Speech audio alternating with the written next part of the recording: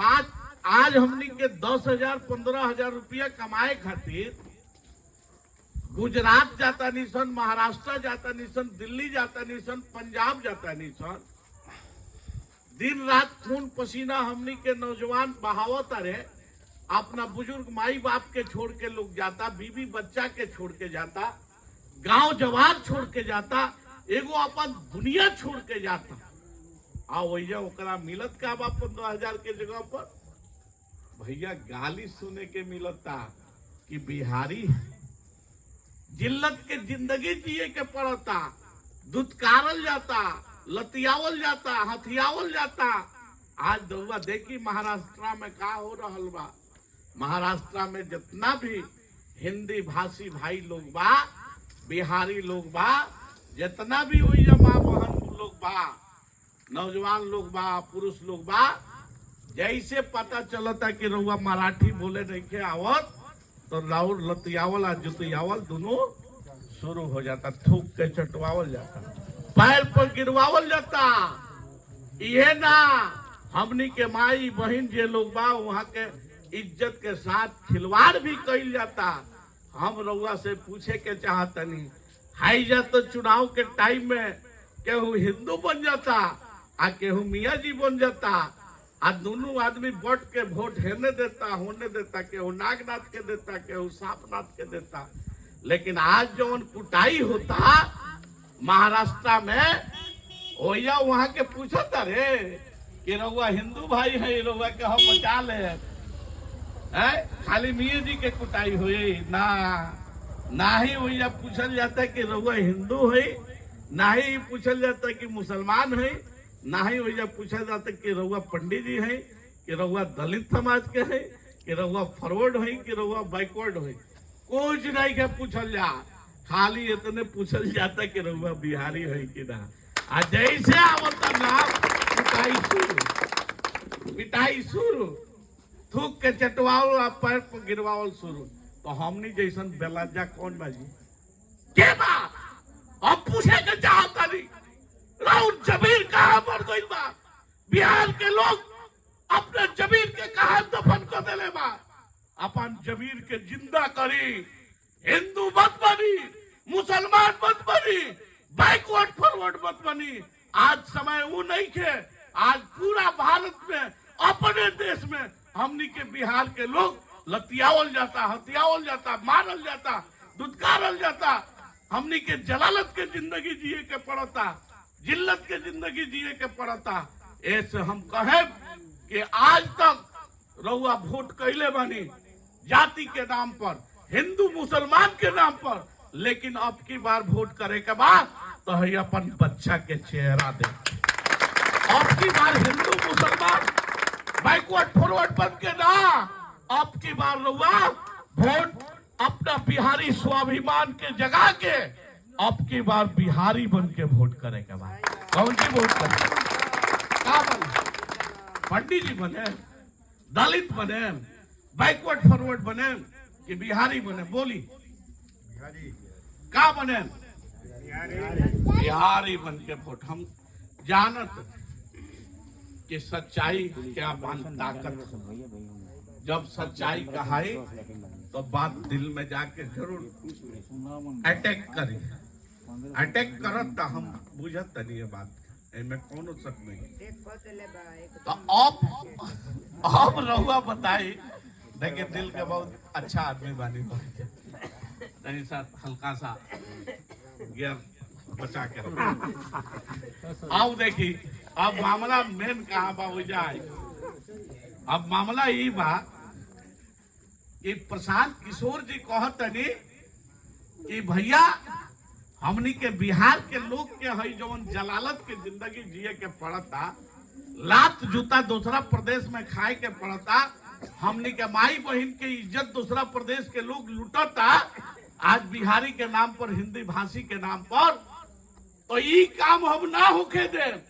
प्रशांत किशोर जी कहतनी, प्रशांत किशोर जी कहतनी कि अगर राउर ताकत से, राउर ईवीएम के बटन दबैला से अगर सबसे पहिल का कोनो काम हुई सरकार बनते ये 3 महीना बाद, तो वो हुई कि ये दिसंबर से राउर सवांग के राउर बच्चा के, राउर घर के कोनो भी व्यक्ति के, अपन माई बाप के छोड़ के, बीवी बच्चा के छोड़ के, गांव जवार छोड़ के, एगो अपन दुनिया छोड़ के दूसरा प्रदेश में जाके लात जूता खाए के नौबत नहीं।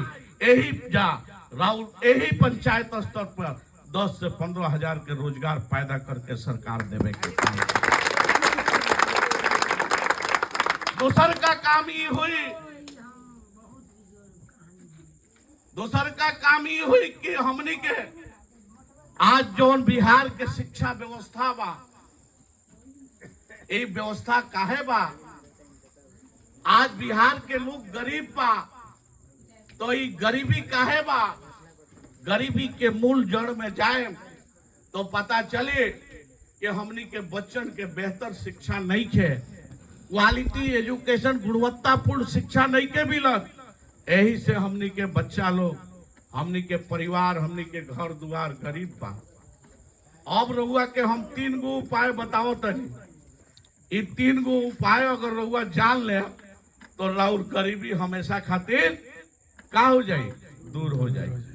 पहिल का हथियार बा गरीबी दूर करे के, आज तक कोनो नेता रउआ के ना आके बतैले हुई, ये जनसुराजे के लोग जब बताई तो बताई, क्योंकि हमनी के मछली देवे नहीं की सनाई, अनाज देवे नहीं की सनाई, अनाज दियाई खा ले पेट भर जाई लेकिन गरीबी दूर, मछली दियाई खा ले लेकिन राउर ओसे जीवन ना चले। हमनी के मछली मारे के सिखावे आइल बनी सब कि राउर जब इच्छा करे टप से टिप्पा लगाई और खींच ली, मछली के कमी ना होके। बात समझ ली नो? तो गरीबी राउर कैसे दूर होई, तो 3 गो हथियार बा। पहिल का हथियार बा कि बिहार के लोग के लगे भूमि होके के चाहिए, जमीन होके के चाहिए। तो भैया बिहार के लोग के लगे जमीन कहाँ बाजी, 1 कट्ठा 2 कट्ठा, बहुत लोग तो भूमिहीन है बा। ओवरऑल अगर आंकड़ा देखें तो 60% लोग के लगे 1 इंच भी जमीन, और 40% जो लोग बा 35 से 40% ओकरा लगे 1 बीघा से 2 बीघा बा। तो रउआ जितना खेती किसानी में लागत लगावत तनी उतना आय नहीं खे हो, यानी कि खेती में भी नुकसान होता। अगर बड़ा पैमाना पर रउआ 20 बीघा 50 बीघा 100 बीघा के जोतवैया बानी तो बड़ा पैमाना पर खेती किसानी करके अनाज उपजा के ओकरा के बाजार में बेच के रउआ अपन गरीबी दूर कर सकत तनी। लेकिन हालत ई बा कि हमनी के लगे भूमि नहीं खे, जमीन नहीं खे, तो गरीबी दूर होई ना होई। तो पहिल का हथियार फेल कर। दूसर का हथियार बा जौना से हमनी के गरीबी दूर कर सकता नहीं, वो हथियार के नाम हो पूंजी।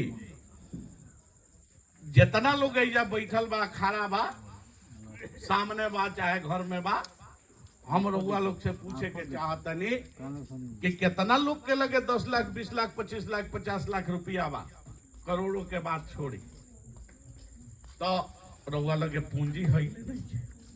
अगर 10 लाख 20 लाख 25 लाख 50 लाख रुपया रहे तो कोनो छोटा मोटा व्यवसाय धंधा बिजनेस करके रउआ अपन गरीबी दूर कर सकत नहीं है कि ना, लेकिन हिले नहीं के पूंजी।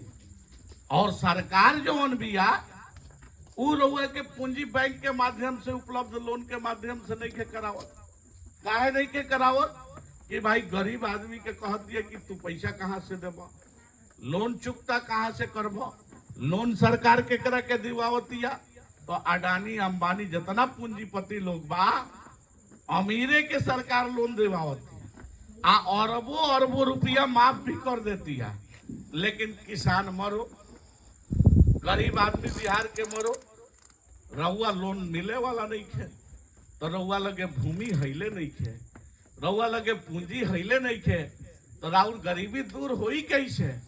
तो एगो अंतिम हथियार बा, सारा लोग जितना लोग बैठल बा, माई बहन नौजवान पुरुष, हमार गार्जियन लोग, हमार साथी भाई लोग, गांठ बांध ली लो। अगर ये हथियार अगर ले ले तो जीवन में रउआ तो अमीर होइए जाए, हई राउर आवे वाला पीढ़ी नस्ल बैठल बिया, ई गरीब होके धरती से ना जाई, ये लोग हमेशा खातिर अमीर हो जाई। ओ हथियार के नाम हो पढ़ाई, ओकर नाम हो शिक्षा, ओकर नाम हो एजुकेशन। बाबा साहेब अम्बेडकर जी कहले रहे कि शिक्षा उ शेरनी के दूध हो जे पी उहे दहाड़े लगे। आज वही दहाड़त का तरीका है, पढ़ाइए न हजिए। और शिक्षा के ही बारे में दुनिया के एगो लमहर विद्वान जेकर नेल्सन मंडेला नाम हो, वहां के कहनी कि भैया education is the most powerful weapon to change the world.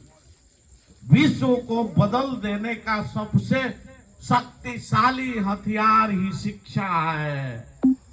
आप बताइए कि जब ये शिक्षा से सारा दुनिया के बदलल जा सकता, तो का एगो परिवार के गरीबी आ एगो परिवार के दशा नहीं के बदलल जा सकत। स्वामी विवेकानंद जी कहता कि education is the third I of man. शिक्षा मनुष्य के त्रिनेत्र हो, तीसरा आंख हो। जे नहीं के पढ़ल 2 गो आंख बा, आ जे पढ़ल बा ओकरा लगे 3 गो आंख बा। रउआ जहां तक देखत हनी ओ से आगे उ तीसरका आंखवा से देखत है। अच्छा रउआ एगो साधारण बात बताई, 2 आंख से देखे वाला आदमी का समझता है? जब लोहा रखल बा तो रउआ सोचो तरी कि भाई ये तो लोहा हो, लेकिन ओकरा के कोनो अगर पढ़ल लिखल इंजीनियर देखा था तो कहता कि अरे यह लोहा से तो हम हेलीकॉप्टर बना दें, यही लोहा से तो हम ट्रेन बना दें, यही लोहा से तो हम घर के गेट ग्रिल बना दें।